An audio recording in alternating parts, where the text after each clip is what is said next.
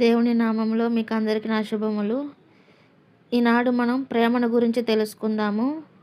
1 కొరింథీయులకు 13వ అధ్యాయము 13వ వచనంలో కాగా విశ్వాసము, నిరీక్షణ, ప్రేమ ఈ మూడును నిలుచును. వీటిలో శ్రేష్టమైనది ప్రేమయే. మనము అనేకుల పట్ల ప్రేమ కలిగి నడుచుకోవాలి. ఆ ప్రేమ అనేది ఏందంటే అది స్వచ్ఛమైనది గాను, పరిశుద్ధమైనది గాను, ఇతరులకు హాని చేయనిదిగాను ఉండాలి. అయితే ఈ ప్రేమ ఏంటంటే అది దేవుని ప్రేమయే ఉండాలి.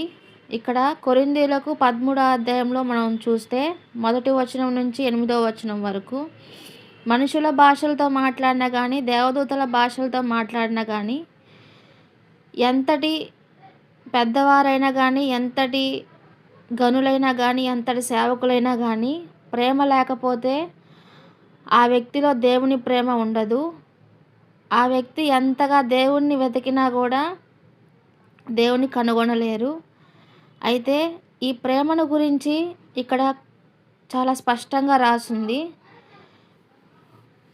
మనం ఒకసారి చూస్తే మనుషుల భాషలతోనూ దేవదూతల భాషలతోనూ నేను మాట్లాడినను ప్రేమ లేని వాడనైతే మ్రోగెడు కంచును గనగనలాడు తాళమునయుందును. ప్రవచించు కృపావరము కలిగి మర్మములన్నీయు జ్ఞానమంతయు ఎరిగిన వాడనైనను కొండలను పెకిలింపగల పరిపూర్ణ విశ్వాసము గల వాడనైనను ప్రేమలేని వాడనైతే నేను వ్యర్థుడను. బీదల పోషణ కొరకు నా ఆస్తి అంతయు ఇచ్చినను, కాల్చబడుటకు నా శరీరమును అప్పగించినను ప్రేమలేని వాడనైతే నాకు ప్రయోజనమేమీ లేదు. ప్రేమ దీర్ఘకాలం సహించును, దయ చూపించును. ప్రేమ మత్సరపడదు. ప్రేమ డంబముగా ప్రవర్తింపదు. అది ఉప్పొంగదు. అమర్యాదగా నడువదు. స్వప్రయోజనమును విచారించుకొనదు. త్వరగా కోపపడదు. అపకారమును మనస్సులో ఉంచుకొనదు. దుర్నీతి విషయమై సంతోషపడక సత్యమునందు సంతోషించును. అన్నిటికీ తాలుకొనును. అన్నిటిని నమ్మును.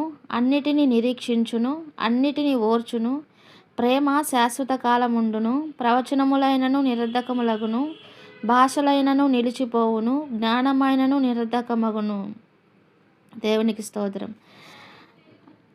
అంటే ఈ ప్రేమ దేవుని ప్రేమ అయినది మొట్టమొదట పవిత్రమైనది, నిష్కలంకమైనది, పరిశుద్ధమైనది. మన దేవుని ప్రేమ ఎట్లా అంటే ఒక వ్యక్తి ఎన్ని తప్పులు చేసినా ఎదుటి వ్యక్తిలో దేవుని ప్రేమ ఉంటే ఆ వ్యక్తి చేసిన తప్పులన్నీ ఆ వ్యక్తి సులువుగా క్షమించేస్తారు.